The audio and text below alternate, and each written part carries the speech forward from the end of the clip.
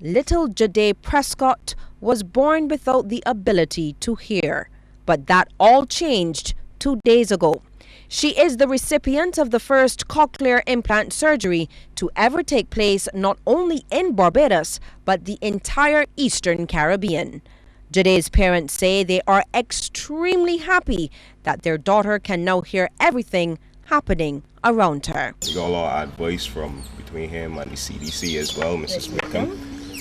And, well, got the fantastic news that the wonderful people at the Centenarian Charitable Trust were willing to step in and assist. And here we are now. She heard poodles barking for the first time yesterday, and she threw her hands over her mouth and was all excited. And she ran to the window and everything. Yeah. So that was like a very big moment for us, something as simple as that, yeah. The surgery was made possible thanks to a partnership between the Centenarian Charitable Trust, the World Pediatric Project, and the Queen Elizabeth Hospital.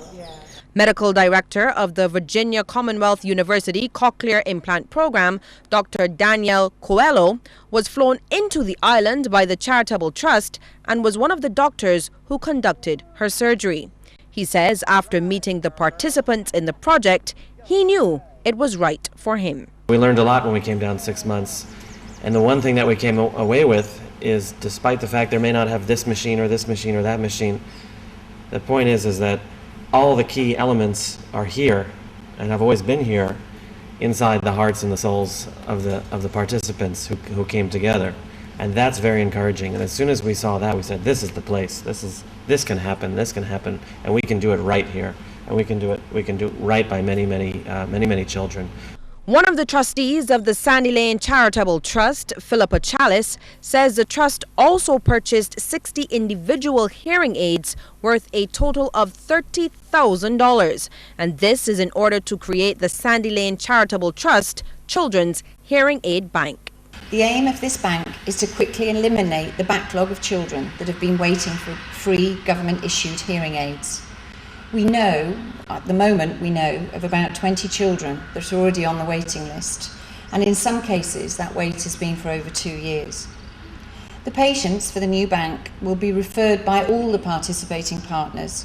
The Trust will conduct its usual means test, and then the CDC will then administer the hearing aids. Ms. Chalice hopes that going forward, the government will help to sustain such initiatives.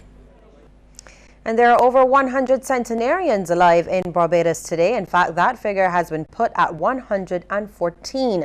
Statistics up to May 5th compiled by the National Committee on Aging show that 103 are females and 11 males.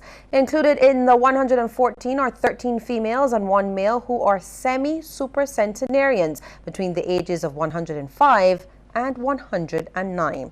The NCOA further disclosed that 38 females and 10 males are expected to reach the 100-year milestone by the end of this year. The statement also mentioned that the island had on record another super centenarian, Emily Clark, who died on June 1st, 2013 at the age of 110.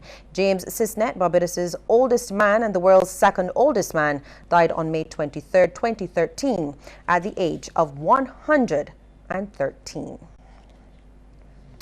The Barbados Workers Union wants a 15% salary increase for all public sector workers. This from General Secretary Tony Moore after a meeting with the union's members yesterday evening. Ms. Moore says the union told its members last year it planned to approach government for salary increases, and it seems like now is a good time. As it relates to percentages that we propose for negotiations, whether in the private sector or the public sector, that is usually an executive council position. That is a position that found support with the workers when we discussed it this evening, that we should present what we have been presenting during the crisis in the private sector, and that is a proposal for a 2-year agreement, and we will be looking at a 15% across the board increase. Ms. Moore says while the National Union of Public Workers is seeking a raise of 23%, the BWU believes 15% is more practical.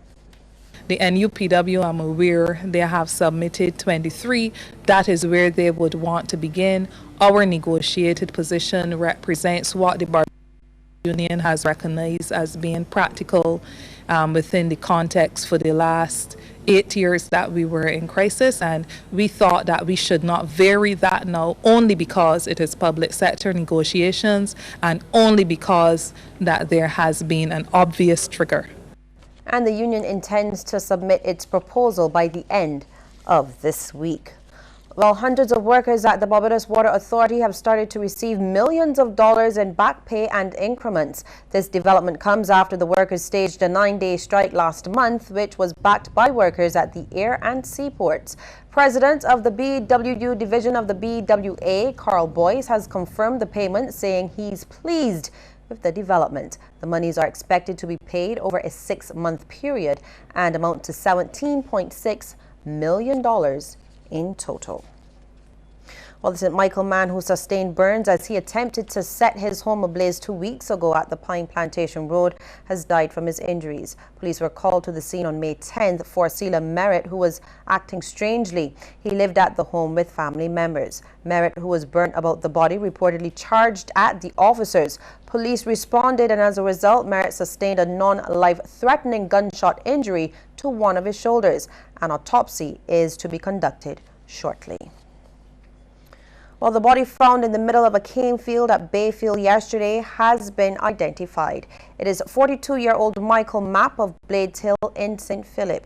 Around 1:30 yesterday afternoon, family members looking for Mapp discovered his decomposed body in a shallow grave. They alerted police, who removed his body. The next step will be to perform the autopsy.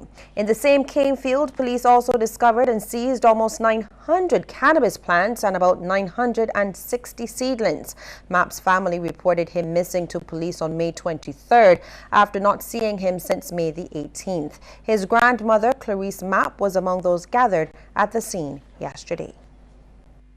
Michael was a nice grandson of mine. Whatsoever he had, he used to give me. Michael. It hurt me to hear it before he dead. I hurt, yeah. I hurt. Nobody know how I hurt. Meanwhile, the community of Blades Hill was in a somber mood today. When a CBC team visited the neighborhood this afternoon, family and neighbors were tight-lipped. A young lady who didn't wish to be identified said that the family was not willing to speak at this time. Police are continuing investigations into the circumstances surrounding the unnatural death. Minister in the Office of the Prime Minister, Senator Darcy Boyce, wants to see Barbados transformed into one of the leading countries in the region for university education. He says if we have more medical schools, it will mean greater opportunities for Barbadian students. And we'll take a break here and come back with more news in just a moment.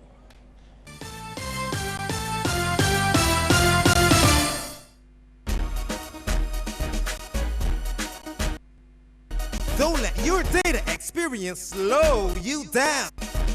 Step up to Digicel, Barbados' fastest 4G network, more than twice as fast as the slow network. Get more with Digicel.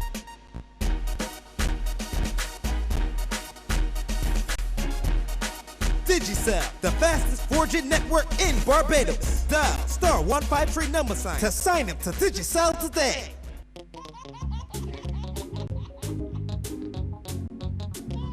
Did you know that baby's tummy is as small as his little foot? But he needs 5 times more nutrition than you. Nestum provides vitamins, minerals, and probiotics that he needs in the right size portion for his little tummy. And he loves it. Nestum infant cereals, big nutrition for small tummies. Nestle, good food, good life. Distributed by Massey Distribution. Welcome to Glow Spa. We offer a wide range of services including manis, pedis, gels and acrylics, waxing and eyelash extensions, therapeutic massages and facials that leave you feeling all aglow. You can lounge by our poolside in between treatments. We offer coaching for a healthier lifestyle, So why not call us at 432-1410 and get the glow treatment.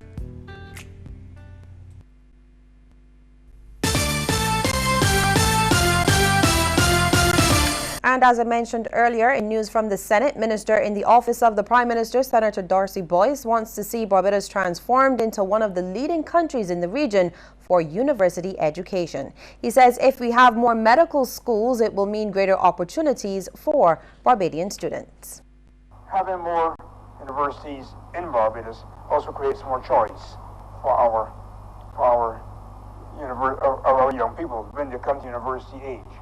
Nothing wrong with choice. And of course, we can all structure arrangements where they can do courses at one place, get credit somewhere else, or whatever. But it gives them a chance to expose them to different teaching, expose them to different faculty and different research opportunities. And there is a need to take another look at some of the traditional subjects being offered at the University of the West Indies Cave Hill campus. Parliamentary Secretary in the Ministry of Finance and Economic Affairs, Jepter Ince, believes this must be done so Barbados would not be left behind. He says that education is an investment. That is what it is, and it also can be looked at, as I said, as international business. And I believe that Barbados, there is no doubt, we produce some of the best academics anywhere in the world, Madam President, and I'm still bothered that we have a University of the West Indies, in my opinion, still not doing enough research in areas in medicine that can enhance the revenue of the University of the West Indies. Meantime, Opposition Senator Jerome Walcott claims students of the American University of Barbados won't be able to practice medicine automatically here. He says the institution has not met all of the requirements for its accreditation. In perusing the records of CAMC, I note that the American University of Barbados has not fulfilled accreditation requirements. It applied, it submitted some information. 2 years ago, was asked to submit additional information, and this has not yet been forthcoming. So as it stands today, the American University of Barbados, operating in Barbados, has not been accredited by CAMHB. In terms of Barbadian students attending there, it would obviously mean that they will not be entitled to automatic registration to practice medicine in Barbados. And of course, we do apologize for the quality of the audio in those extracts from the Senate. While producer of Man Up, Alex McDonald, says this year's event will give women the opportunity to see what piques the interest of men. He says the ladies will also get ideas of what to purchase for men on Father's Day. He was speaking during a media conference at the Concord Experience, where the event will be held. The show comes off on June 11th and 12th. There will be additional participants to make the show more exciting. Mr. McDonald added that this year's beer garden will also be bigger. We're just trying to make a beer garden that is somewhere that even if you did nothing else, I just came to the beer garden and lime in the beer garden, you would say it was a great show. And if anybody asked you what did you like best, you would have to make up stuff because the beer garden was so good. Well, still to come, security beefed up in the Twin Island Republic following warnings about ISIS attacks on malls.